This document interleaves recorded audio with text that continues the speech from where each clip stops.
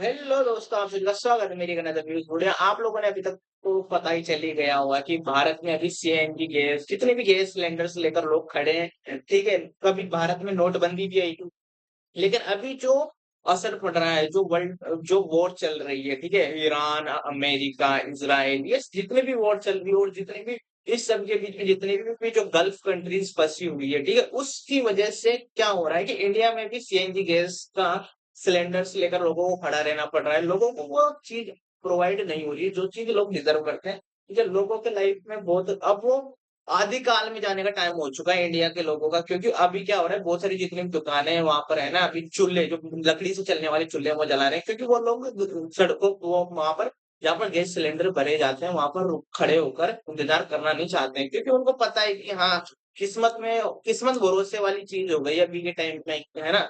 उसके बिना कुछ नहीं होना भाई। अब सिलेंडर मिल रहे हैं, बहुत जगह ऐसे लोग खड़े हैं सिलेंडर ले लेकर, जिनको सिलेंडर मिल भी नहीं रहे हैं अभी। ये जो सारा करा जा रहा है अमेरिका के द्वारा किया जा रहा है, डोनाल्ड ट्रंप के द्वारा किया जा रहा है, ठीक है? लेकिन इसका असर इंडिया में भी देखने को मिल रहा है और ये बहुत सीरियस चीज है, ठीक है? एक वक्त था जब भारत के अंदर वो नोट वो भी आई थी, जिसके अंदर लोग भारत के जो प्रधानमंत्री थे मनमोहन सिंह जी, उनको अपना देश का सोना विदेश के स्विट्जरलैंड के बैंक में जमा कराना पड़ा था, क्योंकि भारत में बहुत ज्यादा क्राइसिस आ गया था पैसों की, विदेशी धन की कमी हो गई थी।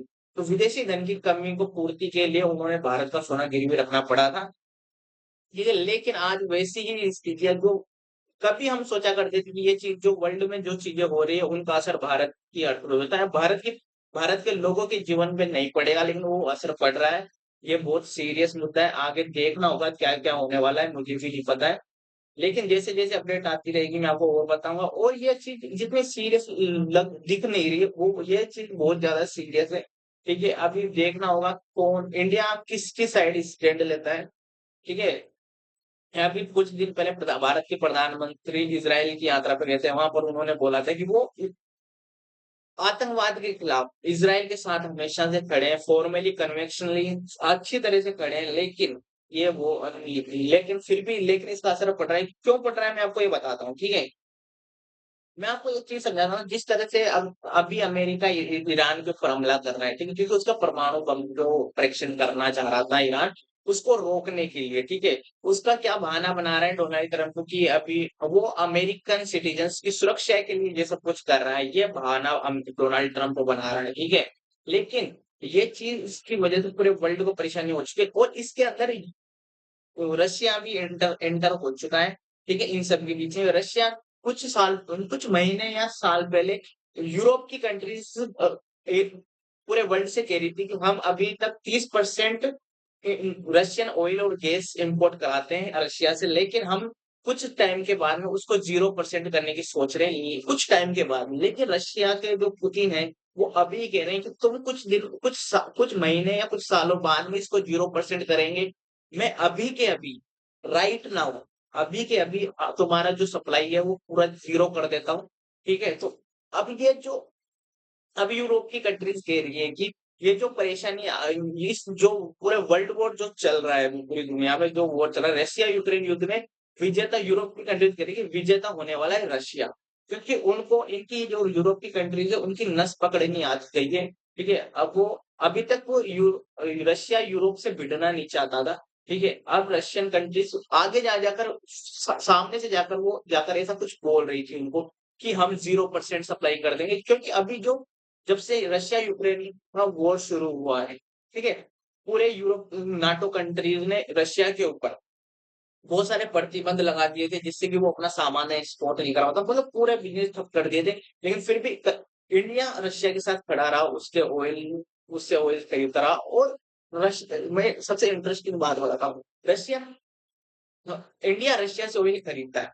जैसे जितने भी बड़े बड़े करोड़पति लोग हैं, अंबानी अडानी जितने भी लोग हैं, सबसे बड़ी अंबानी की रिलायंस कंपनी जिनकी है, वो कंपनी सबसे ज्यादा ऑयल की वो क्या करते हैं, फिल्टर करती है।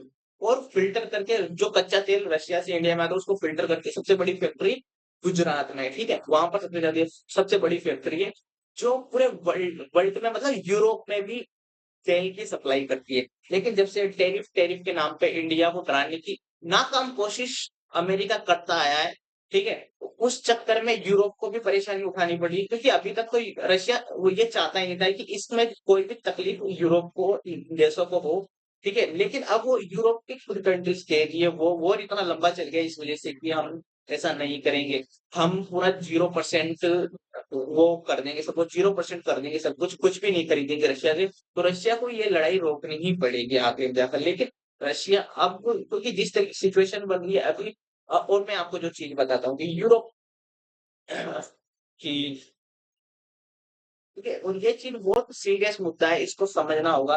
तो क्यों रुका हुआ है मैं पहले आपको ये बताता हूँ, इंडिया में ये क्राइसिस क्यों आ रहा है मैं आपको ये समझाता हूँ। क्योंकि ईरान और अमेरिका और इसराइल के युद्ध में जो वहां पर एक वैली है, ठीक है, एक समुद्र की एक रास्ता है जहां से पूरे वर्ल्ड का जो ऑयल होता है, गैसेज होती है, ऑयल होता है, गैसेज होती है, वो सारी ट्रांसफर होती है, ठीक है। वो वैली को ईरान ने रोक दिया है क्योंकि उसको लगता है कि अगर हमारे देश को खतरा कुछ भी हुआ तो वो पूरे वर्ल्ड की सप्लाई चेन को रोक देगा, ठीक है? और उसने यही किया।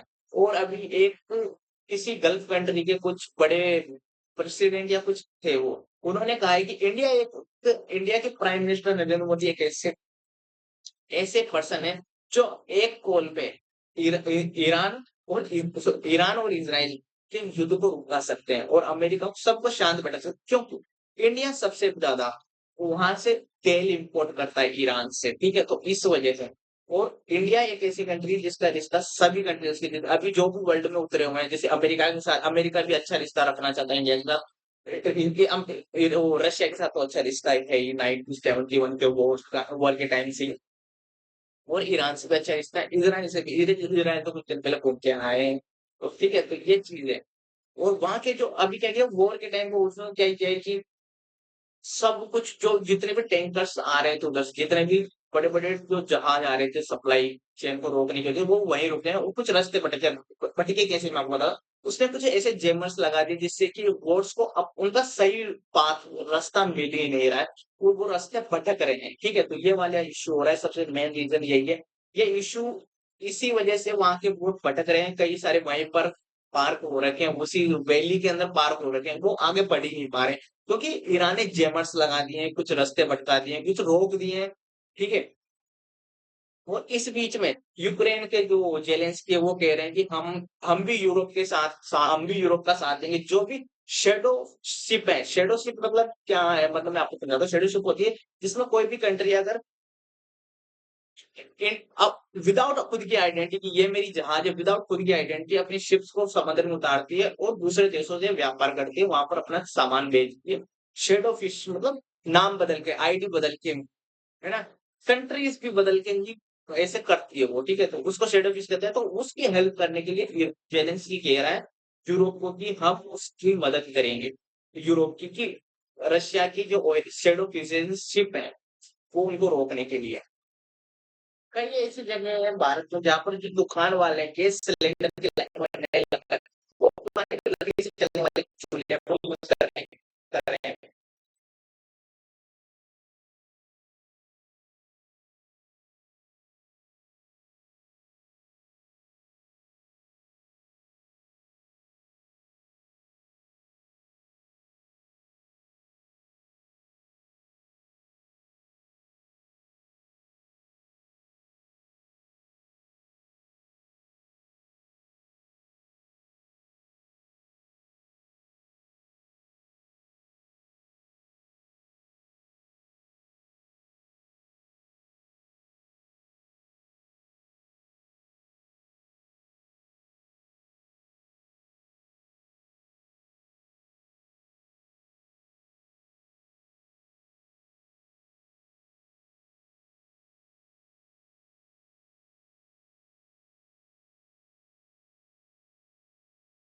तो इस पूरे जो वॉर का जो रीजन है वो अमेरिका ही है, सब हम तो जानते हैं। तो वो अपनी एब्स्टिन फाइल्स के राज को छुपाने के लिए ऐसा कर रहे हैं कि भाई लोग उस चीज को भूलें और इस वॉर की वजह से मुझे याद रखें, तो इसलिए वो डोनाल्ड ट्रम्प ऐसा कुछ कर रहा है, ठीक है? तो वो ये रीजन है, मेन रीजन यही है।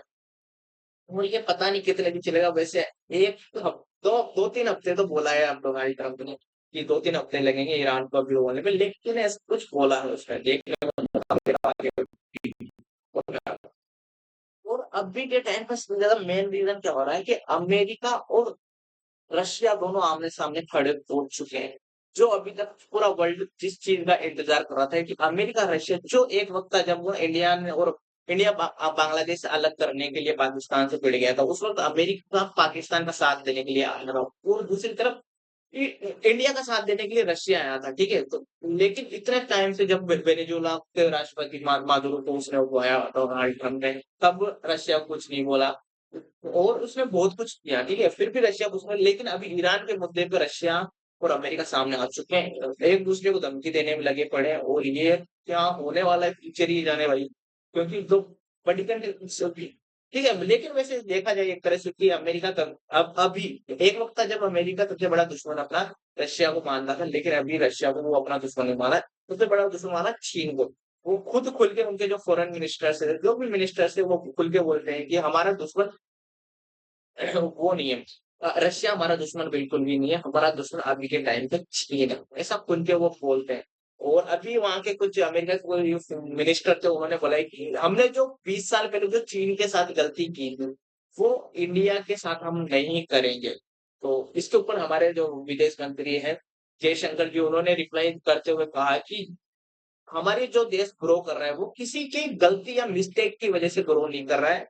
वो हम हमारे देश के लोगों की मेहनत, हम हमारे देश के लोगों की का कॉन्फिडेंस, हमारे लोगों का फ्यूचर डिसाइड करने के लिए जो लोग अभी मेहनत कर रहे हैं, हमारे देश के लोग, उसके लिए वजह से हमारा देश विकास कर पाया है। ठीक है? हमारे जो देशभक्त लोग हैं, जो लोग देश के लिए अच्छा करते हैं, ठीक है? उसकी वजह से जो लोग देश के विकास में काम कर रहे हैं, उनकी वजह से ये आगे हो रहा है। चलो भाई, मिलते हैं ऐसे इंटरेस्टिंग वीडियो के साथ। जब तक टाटा बाय बाय। अगर आपको अच्छा लगा, like share subscribe and comment. मिलते हैं ऐसे इंटरेस्टिंग वीडियो के साथ। टाटा बाय बाय।